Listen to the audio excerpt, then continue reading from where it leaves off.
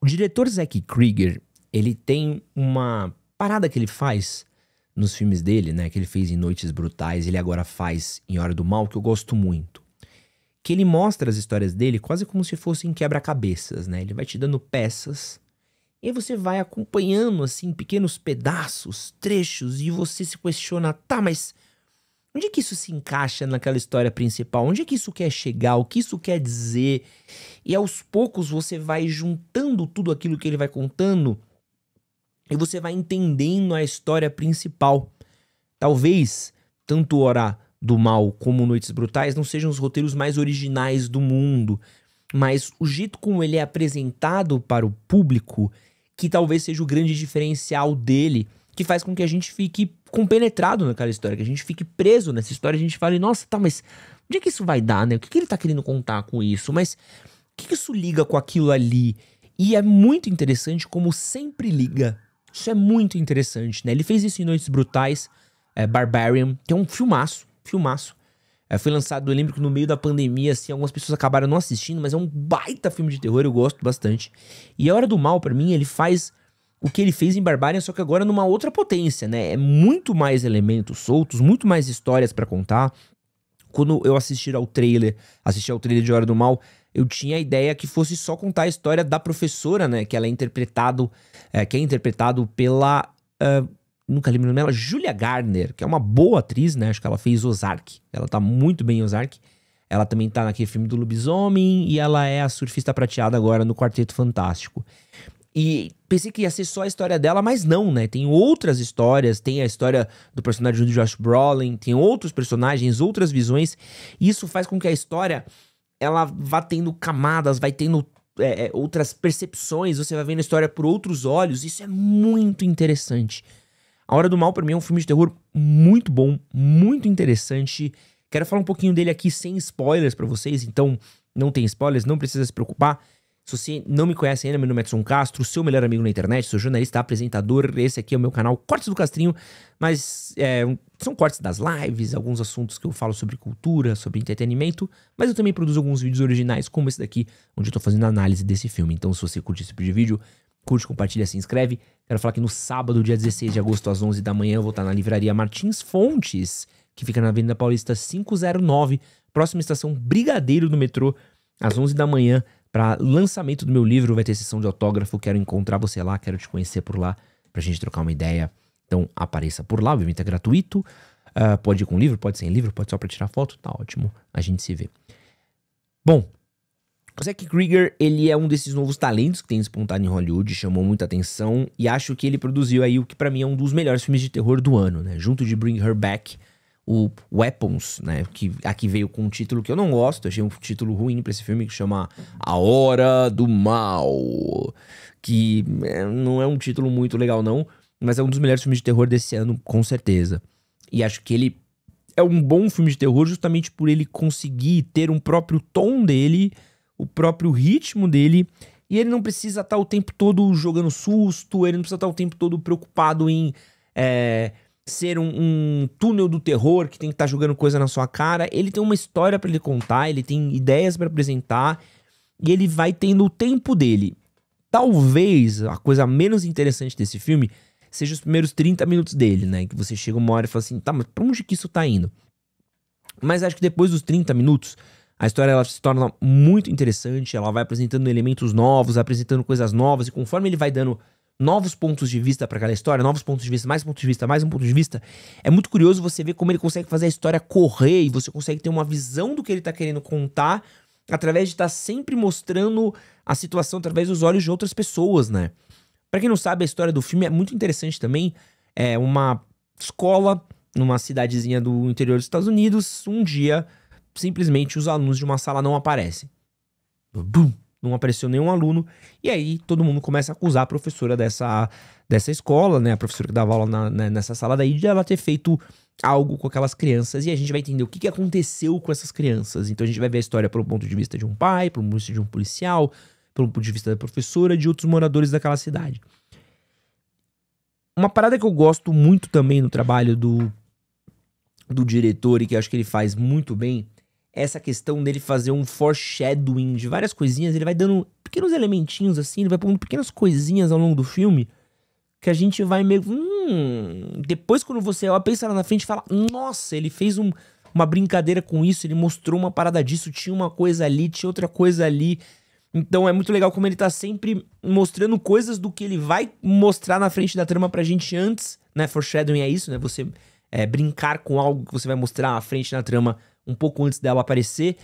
Isso é muito interessante. Então é muito interessante como você tá sempre tendo elementos de coisas que vão aparecer à frente no começo do filme, né? Porque eu tava parando pra pensar, eu falei assim, nossa, se ele deu muito destaque pra isso, né? Por que ele deu muito destaque pra isso? Eu fiquei com aquilo na cabeça e apareceu, puta, olha que legal. Ele tava brincando com a parada do fim, né?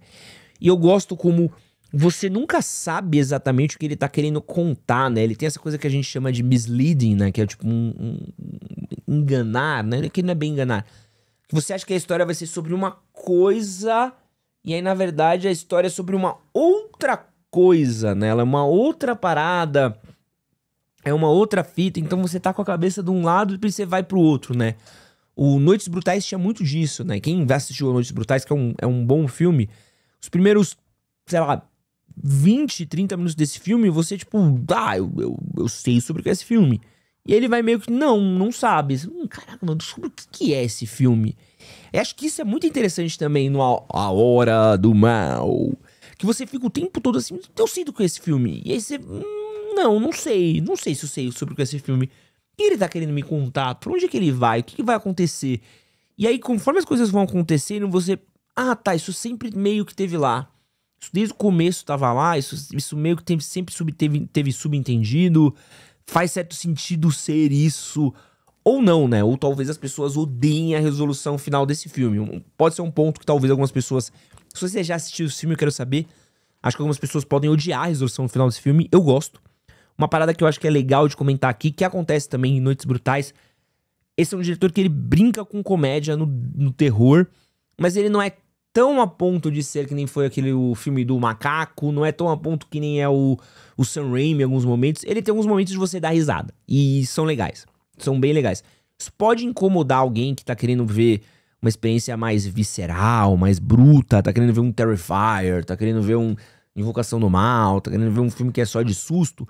Pode incomodar, mas eu acho que os momentos de riso desse filme são bons, são divertidos. Você entende um pouco do como ele brinca com algumas situações meio bizarras que estão acontecendo. E ele é muito bom em retratar certos elementos, assim, né? Ele filma essa coisa de subúrbio, de cidadezinhas muito bem, né? E isso é muito, muito louco, assim, essas casinhas. Então, pô, tem uma casa que tem nesse filme, que é uma casa que aparece algumas vezes. E o jeito como ele brinca com a porta da casa, o jeito como a porta abre, o jeito que a porta aparece, como ele brinca com aquela casa, cara, é muito massa, assim. Como você tá sempre preocupado com o que vai acontecer com aquela casa. Assim, meu Deus do céu, o que vai sair dali? Porque você não sabe o que esperar. Isso é muito, muito gostoso, né? Eu gosto do uso de câmera deles. Tem uma cena que ele faz um plano sequência curtinho, mas é muito interessante pro final de filme. Acho que ele tem alguns usos de câmeras em lugares legais, assim, que dão um toque a mais, né? Do jeito como ele segue a cena. Então tem uma hora que você vai seguir um personagem que vai fazer uma coisa mal intencionada, mas você vê como ele vai devagarzinho, então ele te mostra. Aí você vai acompanhando até uma hora que a câmera para de acompanhar e você, tipo, puta, pra onde é que foi esse personagem? Assim, aí você ouve um barulho fora de cena, você... fudeu, né? E aí você tá com o cu na mão do que vai acontecer. E acho isso muito bem feito. E eu gosto disso, assim. É uma história que você tá o tempo todo... Tá, mas pra onde é que a gente vai? O que você quer me contar? Pra onde a gente vai contar essa história? Que o Noites Brutais também fazia. Então acho que isso é um elemento dele muito bom.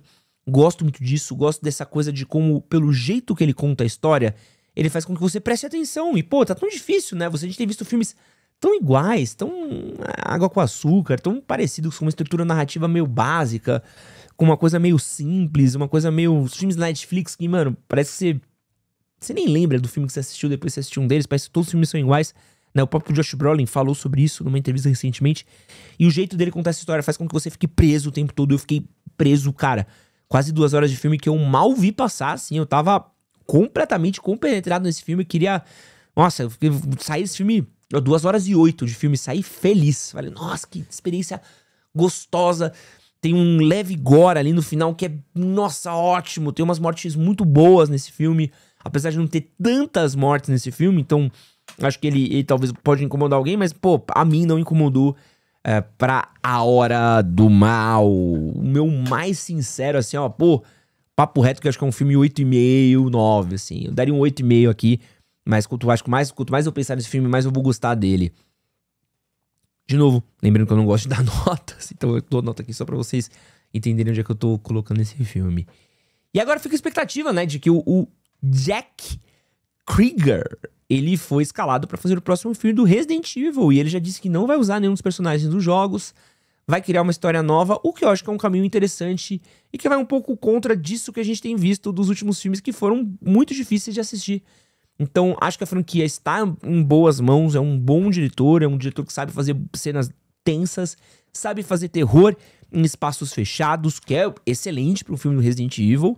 É um cara que sabe fazer uma construção de mundinho muito bem feita, um world building muito bem. Então, muito feliz por a franquia estar na mão de um bom diretor. É algo que a gente não viu nos últimos 20 anos de adaptações de filme. E torcer para que agora o próximo trabalho do Zack Krieger consiga ser assim, a ascendente de qualidade que tem sido, né? Noites Brutais é bom, A Hora do Mal é muito bom. Torço que eu volte aqui no futuro para falar bem do filme do Resident Evil. Mas comenta pra mim o que você achou de A Hora do Mal. Um grande beijo e é nóis. Valeu.